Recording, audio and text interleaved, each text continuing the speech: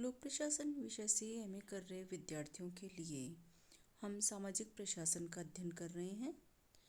सामाजिक प्रशासन paper MA final के विद्यार्थियों के लिए नियत किया गया है। सामाजिक प्रशासन से संबंधित काफ़ी वीडियोस यूट्यूब पर अपलोड कर दिए गए हैं। हम उम्मीद करते हैं कि आप इन वीडियोस को देख रहे हैं, समझ रहे हैं, और यदि आप ध्यान से सुन रहे हैं तो सामाजिक प्रशासन के आपके पाठ्यक्रम में जिन बिंदुओं को शामिल किया गया है बहुत आसान है, मुश्किल बिंदु नहीं है, मुश्किल प्रश्न पत्र नहीं है। सामाजिक प्रशासन के जिन बिंदुओं को हम समझ चुके और पिछले वीडियो में हम जो नया बिंदु हमने शुरू किया, सामाजिक नीति।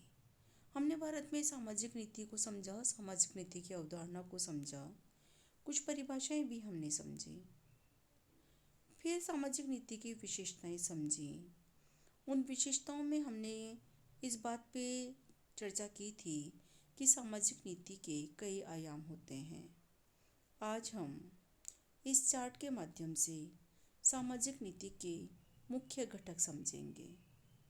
जब सामाजिक नीति बनाई जाती है सरकारों के द्वारा, तो उसमें जिन घटकों को ध्यान में रखा जाता है, जिन तत्वों को ध्यान में रखा जाता है, या जिन विषयों को ध्यान में रखा जाता है, या जिन बिंदुओं को ध्यान में रखा जाता है, या जिन क्षेत्रों को ध्यान में रखा जाता है, उसे हम सामाजिक नीति के मुख्य घटक कहते हैं।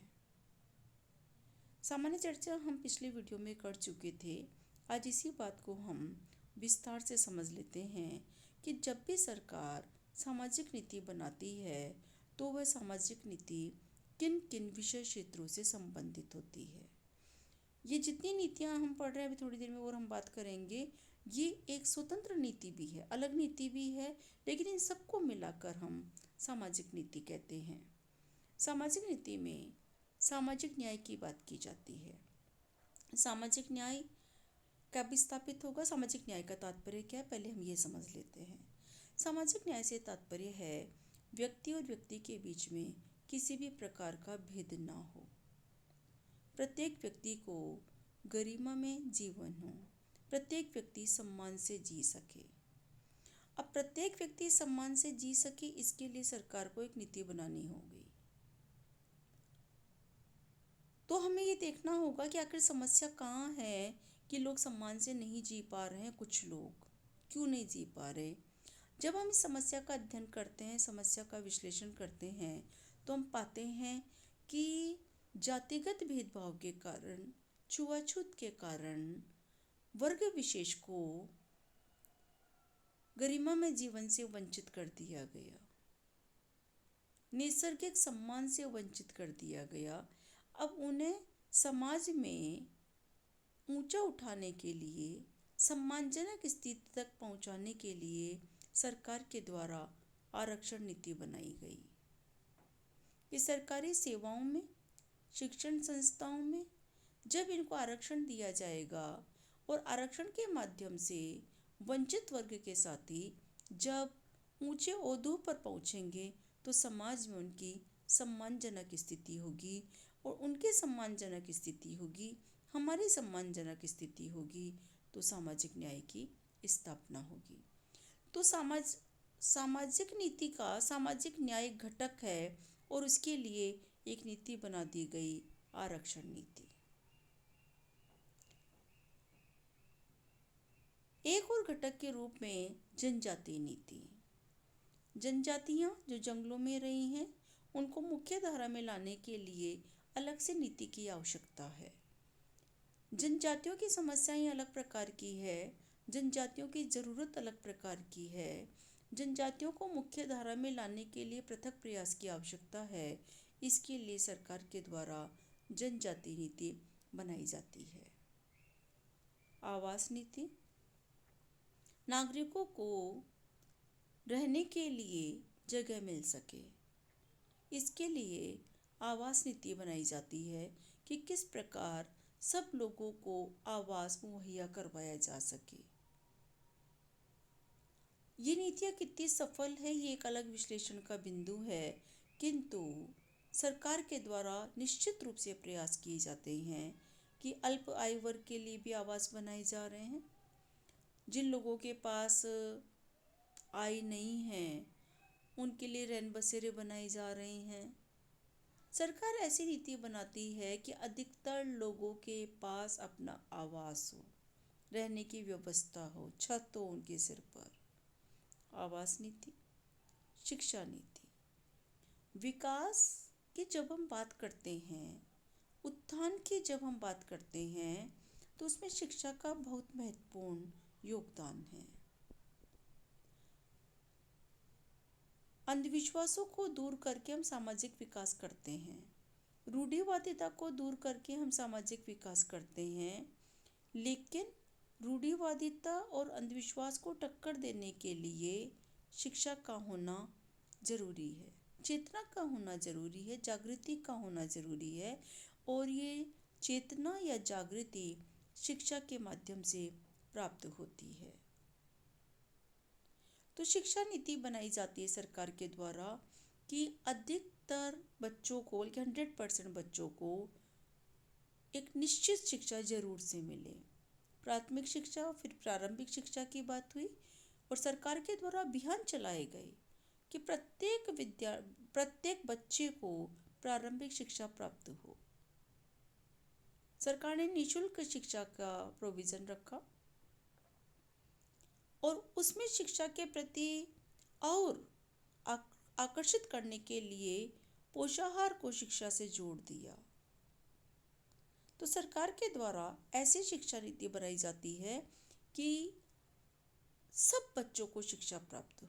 प्रौढ़ शिक्षा नीति भी बनाई जाती है कि जो शिक्षा से वंचित रह गई हैं और एक उम्र पार कर चुके हैं उनको भी साक्षर किया जा सके, आधारभूत शिक्षा उनको भी प्रदान की जा सके। तो शिक्षा की नीति सामाजिक नीति का एक घटक है, संपूर्ण सामाजिक नीति नहीं है। निःशक्तजन नीति, जो दिव्यांग हैं उन दिव्यांगों के जीवन को किस प्रकार से आरामदायक किया जा सके, किस प्रकार उनको इस प्रकार के संसाधन उपलब्ध करवाए जाएं कि जितना हो सके अधिकतम क्षेत्रों में वो आत्मनिर्भर हो सके, सम्मान के साथ जी सके। इसके लिए निःशक्तजन नीति सरकार के द्वारा बनाई जाती है। जनसंख्या नीति, बचपन से आप सुनते आए हैं, जब सामाजिक विज्ञान पढ़ते थे तो भी, और कभी भी आप अगर किसी सेमिनार में शामिल हुए हैं या आपने आर्टिकल्स पढ़े होंगे कि हमारे देश में जनसंख्या ज़्यादा होने के कारण बहुत सारी समस्याएं हैं। तो अब इन समस्याओं का सामना करने के लिए जनसंख्या नीति बनानी होगी। हमारे देश में जनसंख्या नीति है, जैसे आप जानते हैं कि 2 ही बच्चे होने चाहिए। 2 से अधिक बच्चे होते हैं तो बहुत सारी सुविधाएं जो सरकार के द्वारा दी होती है उसका लाभ माता पिता को नहीं मिलता।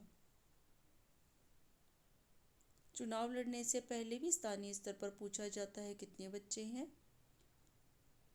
सरकारी महकमों में, विभागों में प्रमोशन से पहले पूछा जाता है, 2 से अधिक बच्चे होते हैं तो प्रमोशन टाल दिया जाता है।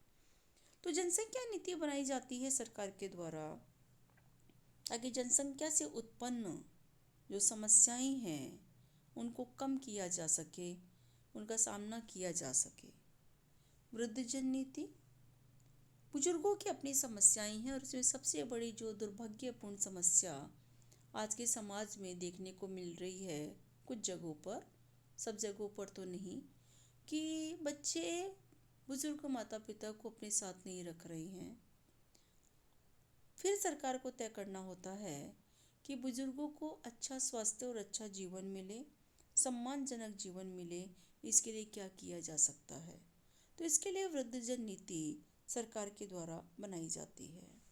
श्रम नीति, श्रमिकों का शोषण ना हो, जितना कार्य उनसे करवाया जा रहा है उतना मेहनताना उनको दिया जाए, उतना पैसा दिया जाए। उनके कार्य के घंटे तय हों और जो कार्य के घंटे तय हैं उससे ज़्यादा उनसे कार्य न लिया जाए, ये श्रम नीति है। श्रम नीति से शोषण को रोकने का प्रयास किया जाता है। तो देश में श्रम नीति है। स्वैच्छिक संगठनों की भी नीति है कि किस प्रकार, जो आप एनजीओ बोलते हैं जिन्हें एक प्रचलित भाषा में, कि जो स्वयंसेवी संस्थाएं हैं जो समाज सेवा का कार्य करना चाहते हैं और समाज सेवा का कार्य करने के उद्देश्य से संगठित हुए हैं, उनके लिए सरकार के द्वारा नीति बनाई जाती है कि उस संगठन के उद्देश्य होने चाहिए, उनके कहाँ से उनको आय प्राप्त होगी, कौन पदाधिकारी है, संगठन क्या कार्य करेगा, किस क्षेत्र में करेगा, ये सारी बातें एक स्वैच्छिक संगठन के द्वारा तय होनी चाहिए। और उस स्वैच्छिक संगठन को मान्यता तभी दी जाएगी जब वह सरकार के द्वारा बनाई गई नीति के मानदंडों पर खरा उतरेगा। तो स्वैच्छिक संगठन नीति सरकार के द्वारा बनाई जाती है।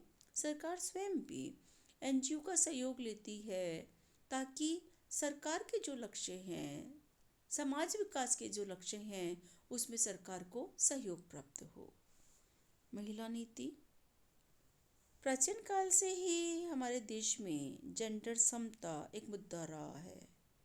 महिलाओं की निम्न स्थिति एक बहुत बड़ी समस्या है। ये मनुष्य और मनुष्य के बीच में भेद करने का और एक आधार है कि महिलाएं हैं तो निम्नतर ही होगी। और इसके कारण शोषण में, इस सोच के कारण शोषण बढ़ा है। किस प्रकार का शोषण होता है आप सभी जानते हैं, परिचित है इस बात से।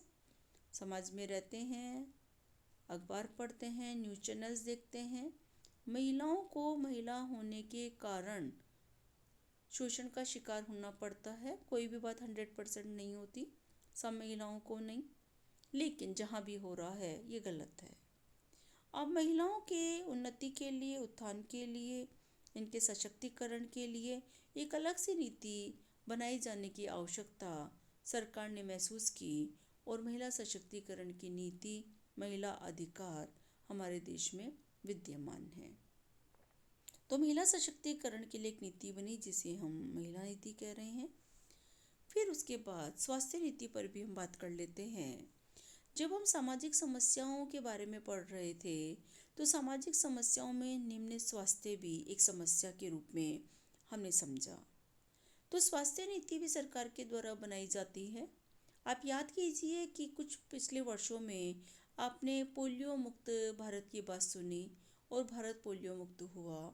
इसके लिए पोलियो की खुराक बच्चों को दी गई। टीबी की बीमारी से हम जूझ रहे थे, कुष्ठ रोगियों को कुष्ठ बीमारी से मुक्त करने के लिए अभियान चला। हमेशा स्वास्थ्य जागरूकता के लिए अभियान चलता है। वर्तमान में जब आप ये वीडियो सुन रहे हैं, सामाजिक प्रशासन और सामाजिक नीति को समझ रहे हैं, तब हम इस युग में एक और बीमारी कोरोना से पूरा विश्व त्रस्त है। कोरोना से मुक्ति के लिए भी पूरे प्रयास वैश्विक स्तर पर किए जा रहे हैं और उम्मीद की जा रही है कि इसी महीने में, जनवरी में, कोरोना वैक्सीन भारत में प्रारंभ हो जाएगी। तो महामारियां हैं या अन्य बीमारियां हैं जो मनुष्य के जीवन कौशल को सीमित कर देती है, कम कर देती है, मनुष्य का जीवन दूभर कर देती है। उन बीमारियों का सामना करने के लिए, दूर करने के लिए इलाज, उनका उपचार के बारे में बात करना और साथ ही जनचेतना विकसित करना कि हमारे देश के नागरिक स्वस्थ रहें।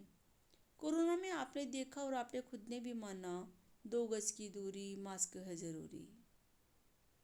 ये जनचेतना से बीमारी को रोकने का प्रयास हमने किया।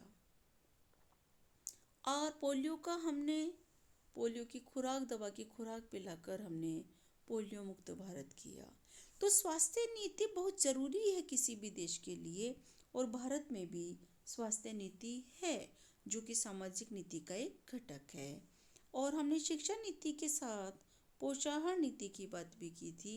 आंगनबाड़ी केंद्र बने हुए हैं। आप सब ने आंगनबाड़ी केंद्रों के बारे में ज़रूर से सुना होगा। हो सकता है आपके घरों के आसपास भी आंगनबाड़ी केंद्र हो। आंगनबाड़ी केंद्र में गर्भवती महिलाओं को पोषाहार की जानकारी दी जाती है। बालवाड़ियाँ बनी हुई है जो बच्चों को पोषाहार दिया जा रहा है।